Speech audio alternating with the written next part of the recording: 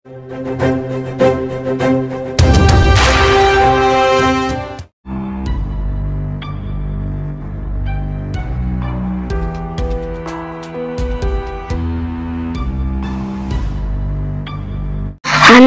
శుభోదయం. నా పేరు వెంకట వరుణ్. నేను 4వ తరగతి చదువుతున్నాను.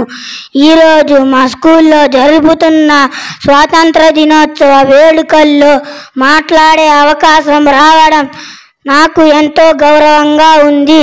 ప్రతి సంవత్సరం ఆగస్టు 15 మన స్వాతంత్ర దినోత్సవం జరుపుకుంటాం. ఈరోజు మన భారతదేశం 1947లో బ్రిటిష్ పాలన నుంచి విముక్తి పొందింది.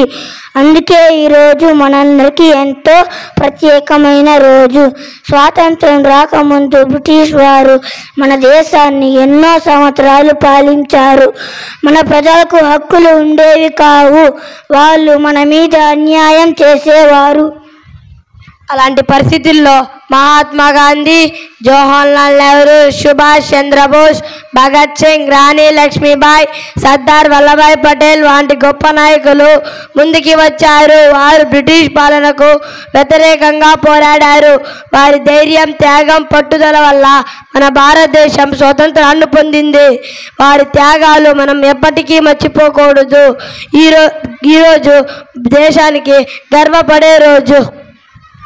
ఈరోజు మన స్కూల్లో జాతీయ పతాకాన్ని ఎగురవేస్తాం, జాతీయ గీతాన్ని పాడుతాం, పాటలు, నాటకాలు, నృత్యాలు వంటి కార్యక్రమాలు నిర్వహిస్తాం.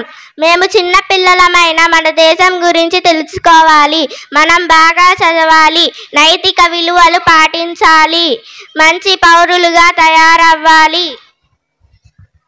మనం చెట్లను నాటాలి, దేశాన్ని శుభ్రంగా ఉంచాలి, పర్యావరణాన్ని కాపాడాలి. మేము బాగుపడితే దేశం కూడా బాగుపడుతుంది.